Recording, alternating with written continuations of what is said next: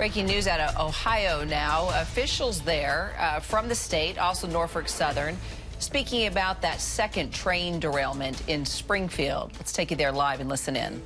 To make sure that there were no releases that had previously not been known to our crews. There are no hazardous materials that have contacted the soil, been exposed to the air, or contacted any of the water sources or water recharge areas nearby where the incident occurred. We continue to be confident that the health and safety of our citizens of Clark County and the residents in this area is good. The health is good. We don't have any issues with hazardous materials. I think as you look at the contents of the train, you'll find that there were other cars with hazardous materials on them, but as they were not affected by the derailment, we do not have a situation at this time. We will continue to watch over the site. As you know, machines continue to work on that site.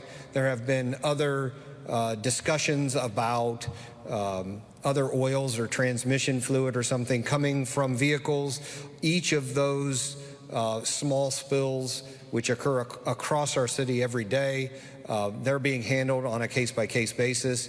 We will continue to monitor the situation to ensure the health of Clark County residents. Thank you. We'd like to invite Chief Executive Officer Greta Mayer up with the Clark County Mental Health and Recovery Board. Thank you so much. And traumatic events such as a transportation accident, sudden events like this can pose a traumatic event and become one and experience that way to many individuals. And so following an event like this, it's very common to feel different, to feel as if you have different thoughts that may be getting in the way of your everyday activities. Your sleep may be disrupted. You may have feelings that are out of the norm for you, but all of those things are very normal.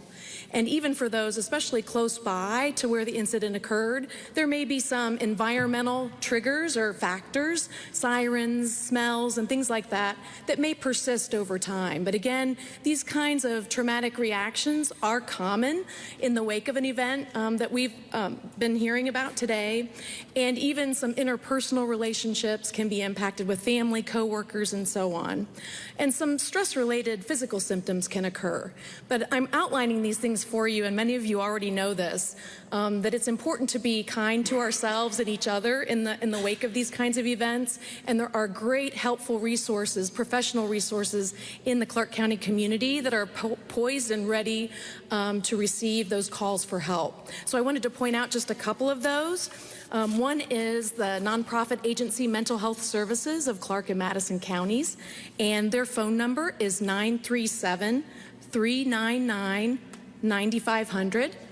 And we also have a warm line, which is a peer support, trained and professional peer supporters, people who are trained to listen and be empathic listeners and then point people to help if it's a non-emergency. And that is 937-662-9080. And again, that's a warm line for peer support. But if someone's suicidal and experiencing a suicidal emergency, we don't want people to hesitate, and please reach out and call 988. That's a national number that you're directly connected to trained counselors that can handle those situations and point people to help. Thank you. Norfolk Southern Senior Communications Manager, Connor Spielmaker.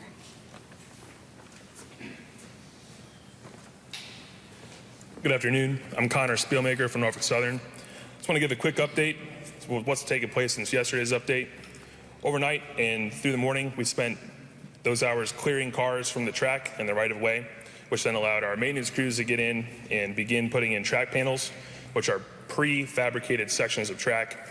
And that was finished this morning, which allowed us to reopen the rails to rail traffic at a reduced speed, while we make sure that those installations were done properly, of course, and ensure that safety is top of mind there. I do want to quickly reiterate that there were no hazardous material cars that derailed in this incident. There were 4 tanker cars, but they were not carrying hazardous materials, and they did not carry hazardous materials prior to the derailment. Over the next couple of days, we will still be working at the site. Obviously, we want to make sure we get the road reopened. We're waiting on asphalt to do that. So that'll be a couple days. And then even once the road itself is reopened, there will still be work going on out there. It will remain an active work site. So we appreciate the community's patience there and also staying away. This is heavy machinery, heavy equipment, lots of stuff moving around. I want to make sure people stay safe and out of the way. Thank you for being here and appreciate you keeping your community informed. We'll have health department and mental health recovery join us back. We'll open this up to a few questions at this time. Have you been in contact with the NTSB? Yes, the NTSB did send some members today. They've arrived, I believe, just a few hours ago, so we will be working with them to investigate the incident. Did you have to have sign-off from the NTSB before you reopened that railroad with those prefabricated sections in place? I do not know the answer to that. We keep hearing that there's no hazardous material that's spilled out, but we keep seeing them haul away dirt and pour down some kind of white stuff on the ground. Well, what is that? I'm not sure about the white stuff on the ground. I do know that some plastic pellets, which is commonly used to melt down and then make plastic bags, things of that nature, were spilled. So as that's collected, they will over-collect, which will sometimes pick up dirt, and that's removed. But we're seeing backhoes physically take dirt, put them into... Yes, they're very, very, when I say pellets, I mean they're very small. So that to make sure that we get that all, they will over-collect, which would include dirt. If I'm talking about your go team, we thank everybody but the go team that you rely on to get those tracks back open again and take care of the debris that's on the scene currently. Yeah, obviously, Norfolk Southern and our crews respond very quickly, including our contractors. That's our hazardous material specialists that respond to anything. It's the environmental group that just makes sure that the environment is cleaned up, even when there's no hazardous materials involved. Our contractors for re-railing, and of course, the local first responders. What was in the package? We just heard that these derailments can be traumatic for residents. Can you assure the residents here that they are safe? And can you assure them that this kind of thing won't happen again in their backyards? I mean, it's not just people here, it's actually people across the country. Absolutely. And we've been very clear, over the last couple weeks especially, that we're investigating all these incidents. We're cooperating with the NTSB. We're cooperating with the local, state, federal resources to make sure that we investigate them fully, understand what can be done better, and make Norfolk Southern an even safer railroad. Connor, from the trace amounts of diesel, exhaust fluid, and other chemicals were found in a couple of those tankers, are there any concerns with those? I'm sorry? Are there any concerns with those? With the 4 that were involved? The trace amounts of diesel, exhaust DEF fluid. Yeah, and then I believe a common ingredient used for water treatment. But is there any concern about those trace amounts?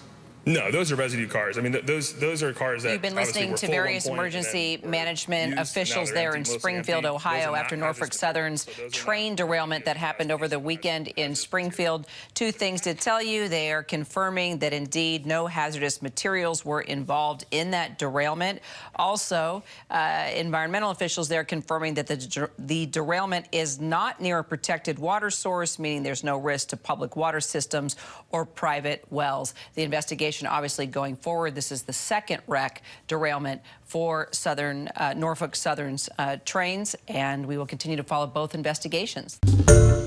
Hi everyone, George Stephanopoulos here. Thanks for checking out the ABC News YouTube channel. If you'd like to get more videos, show highlights, and watch live event coverage, click on the right over here to subscribe to our channel, and don't forget to download the ABC News app for breaking news alerts. Thanks for watching.